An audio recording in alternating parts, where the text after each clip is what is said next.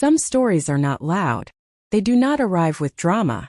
They arrive quietly, like a thought you cannot escape, like a feeling that follows you into sleep.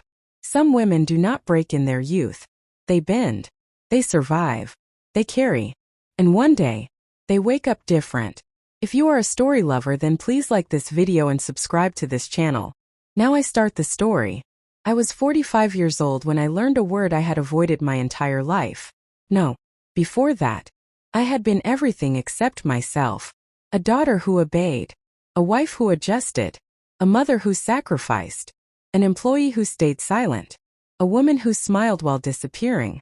I was born in a small European town where women were praised for endurance, not happiness, where being good meant being quiet, where saying yes was considered love. My mother taught me without words. She never complained, even when her hands were cracked from work, even when her eyes carried exhaustion.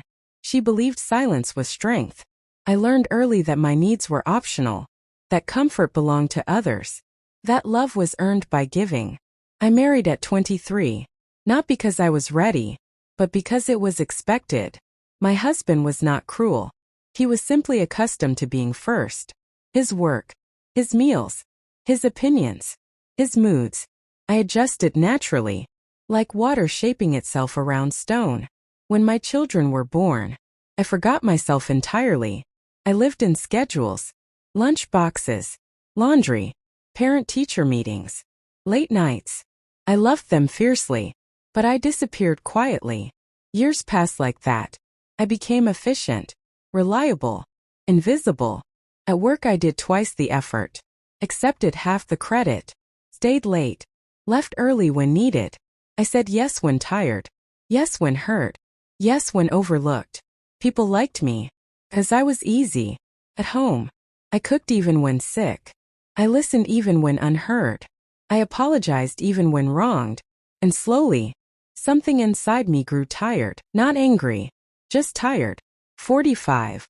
My children were grown. My house was quieter. And for the first time, I heard my own thoughts. They were not kind. They asked questions I could not ignore. Who are you? What do you want? When did you last feel alive? The breaking point came quietly. One evening, after a long day, I asked my husband for something small, just presence, just listening. He looked at his phone, half nodded, and said later. Something shifted, not dramatically, but deeply. That night, I lay awake, realizing I had postponed myself for decades. I had said yes to everyone, except me.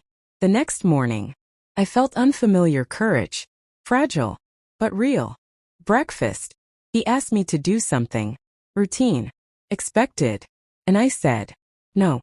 The word felt heavy and light at the same time. He laughed, thinking I was joking. I repeated it, calmly. No. The room changed. Confusion, annoyance, silence. I was shaking, but I did not explain. I did not justify. I did not apologize. That day, I said no again. At work, to extra tasks, to unpaid overtime. People looked surprised, some uncomfortable. I was terrified, but also alive. Not everyone reacted well. Some called me difficult, others distant, few angry. I learned something painful. My silence had made others comfortable. My voice disrupted that comfort. At home, the tension grew. He accused me of changing, of being selfish, of ruining peace.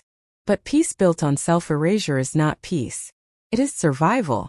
Weeks passed. Arguments replaced routine. Distance replaced familiarity. One evening, he asked me who I thought I was. I answered quietly, someone who exists. The marriage did not survive. But neither could I survive it anymore. Leaving was not dramatic. It was sad and honest. I moved into a smaller apartment, with less furniture, but more air. For the first time, I chose what to eat, when to sleep, how to spend my time. I cried, often, not because I regretted it, but because I was grieving the woman who waited so long. I began therapy. I learned that boundaries are not cruelty, that saying no does not make you unlovable. Some friendships faded, others deepened, I discovered how much energy I had spent maintaining access to myself. 45. I started hobbies I had postponed. Reading, walking, learning. I sat with discomfort, with guilt, with fear. And each time I said no, it became easier. My children noticed. They said I seemed lighter. I told them the truth, that love does not require disappearance. One day, my daughter said, "I am glad you taught me this." That moment healed years. I was not loud. I was not aggressive. I was simply present. 45. I learned that life does not end when you stop pleasing others. It begins. If you are listening to this, and you feel guilty for wanting more, remember, no is not rejection. It is self-respect. You are not late. You are right on time.